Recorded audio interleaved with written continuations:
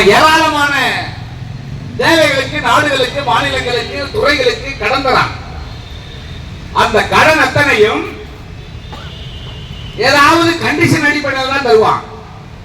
இங்கே கூட போக்குவரத்துக்கு, பஸ் வாங்குறதுக்கு கடன் தரான். நீ கேஸ்ல வண்டி ஓட்டணும், நீ கரண்ட்ல வண்டி ஓட்டணும், நீ தனியார் கிட்ட விட்டு ஓட்டணும். ஏராளமான கண்டிஷனோடு அவன் கடன் தரான். நாம கூட வங்கியில கடன் வாங்குவோம், வீடு கட்டுறதுக்கு, கல்யாணத்துக்கு, தேவைகளுக்கு கடன் வாங்குவோம். கட்டணம் என்ன பண்ணுவான்? கட்டணம் என்ன பண்ணுவான்?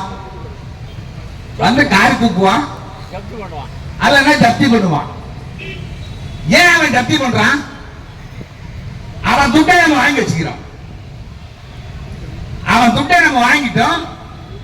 அதாவது என்னன்னா, நிதிக்கு ஒரு விதி இருக்கிறது. அது யாரிடம் பெறப்படுகிறதோ அவங்க அந்த நிதி கொடுத்தவர் சொல்றத கேட்கணும். அதுதான் நிதியோட விதி. அது அப்பங்க வந்து துவங்குது. போட்டு போந்தான்னு வச்சுக்க அப்பங்காரன், அவனுக்கு ஏன் அந்த உரிமை கிடைக்குதுன்னா, அவன் சோறு போடுறான், அவன் செலவு பண்றான். இந்த அடிப்படையில் தான் நிதி எந்த எந்த எந்த அடிப்படையில் வழங்கப்படுகிறதோ, கடங்காரன் குடிச்சுடுவான்.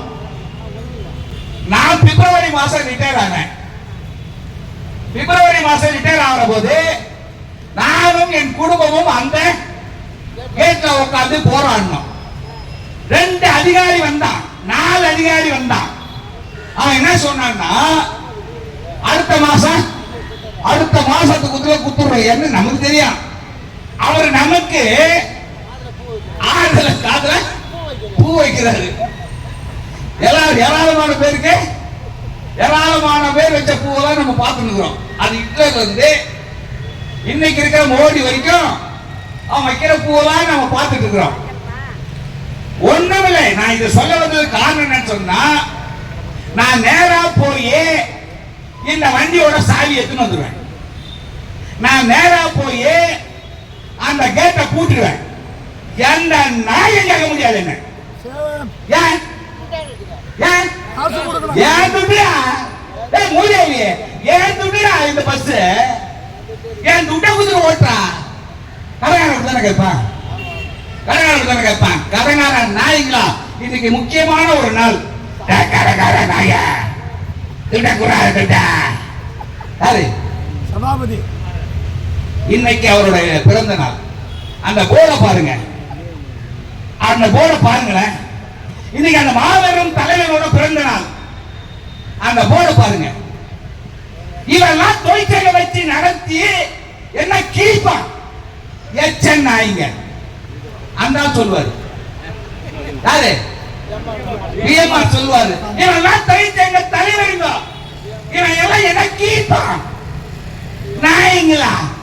ஓடி வாங்கி தூண்டுறதுக்கு மட்டும்தான் இருப்பீங்களாடா? உட்காந்துங்கிறாண்டா 48 நேரம். போங்கடா மூதேவி. அப்பனா இருந்தா கூட பொண்டாட்டிய சீன்னா தூக்கி போட்டு மெரிக்கணும்டா. ஆமாண்டா, உன் துட்டுடா. அதான் சொல்லுவாரு. யாரு? பிஎம்ஆர் சொல்லுவாரு. இன்னைக்கு இருக்கிறவன் சூடு இல்ல, சொர்ணம் இல்ல, இதையாவது சொல்லுவாரு. யாரு? பிஎம்ஆர் சொல்லுவாரு, சூடு இல்ல, சொர்ணம் இல்ல. ஏன்னா உனக்கெல்லாம் ஒரு தொழிற்சங்கம், அதை விட எதுனா பண்ணுங்கடா. என்ன பண்ண சொல்லுவாரு? பிஎம்ஆர் சொல்லுவாரு, உண்மையிலேயே இந்த பந்தலிலே 48 நாட்களாக அமர்ந்திருக்கிற இந்த தொழிலாளி உணர்வோடு அந்த மாபெரும் தொழிற்சங்க தலைவனுக்கு பிறந்த நாள் வாழ்த்துக்களையும் அவருடைய புகழ் ஓங்க வேண்டும் என்கிற அந்த கோஷத்தையும் முன்வைக்கிறது. பிஎம்ஆர் புகழ் ஓங்கட்டும். ஏன்னா சாவர வரைக்கும் அந்த ஆளு சமரசமே பண்ணிக்கல, பண்ணிக்காம தான் செத்தார். அந்த ஆளு ஆனா இன்னைக்கு இருக்கிறவன் என்ன ஒண்ணா பண்ணுவான், என்ன பண்ணுவான், எதை ஒண்ணா பண்ணுவான். வெக்கமான சூடு சொன்னா தீர்வு வருந்தோடா. ரெண்டு விஷயம் தான் தீர்வு. ஒண்ணு, நான் சொன்ன மாதிரி அந்த கேட்டை நான் போய் பூட்டணும், இல்லைன்னா இந்த வண்டியோட சாவியை நான் எடுத்து வரணும். வரட்டும், காவல்துறை வரட்டும், எம்பி வரட்டும், மந்தி வரட்டும், எந்த நந்து என்ன கைது பண்ணட்டும், என்ன கைது பண்ணி என்னன்னு கேட்கட்டும்.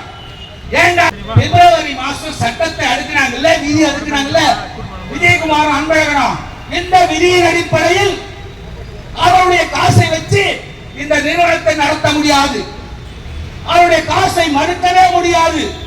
இந்த சட்டெல்லாம் இருந்தோம். நானாவது பிப்ரவரி மாசம் எனக்கு முன்னாடி 5 மாசம் ரிட்டையர் ஆனவனா இருக்கிறான், அவனா இருக்கிறான். அவனுக்கு இன்னும் எவ்வளவு நியாயம் அதிகமானது, எவ்வளவு நியாயம் அதிகமானது.